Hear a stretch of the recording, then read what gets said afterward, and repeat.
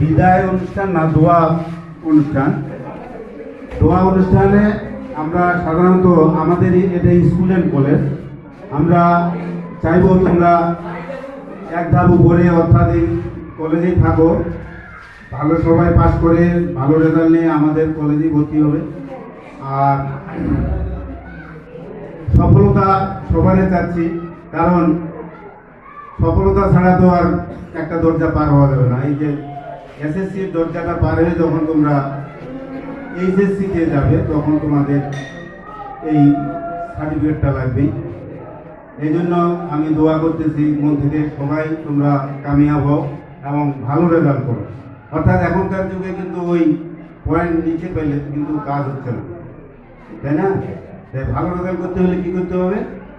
আগে তোমাদের প্রশ্নটা পড়ে যেগুলো জানা, সেই জানা বিষয়গুলো আগে সলভ করবে, আর যেগুলা অন্তত কঠিন মনে হবে সেগুলো পরে দেওয়ার চেষ্টা করবে, বা পাশাপাশি যারা আসো তাদের কাছে হেল্প নেবে, দিয়ে একটা ভালো রেজাল্ট করা যায় কিন্তু এসএসসিতে।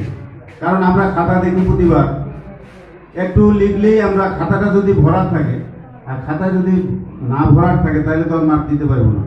সেই জন্য লিখতে হবে, অর্থাৎ জানা থেকে তোমরা লিখবে, খাতা ভরাট করে আসবে, মানে প্রতিটা প্রশ্নের উত্তর দেওয়ার চেষ্টা করবে অবশ্যই, তাহলে আমরা মার্ক দিতে পারবো। আর যদি ফাঁকা থাকে তাহলে তো মার্ক দিতে পারবো। এই জন্য পাস করা সহজ।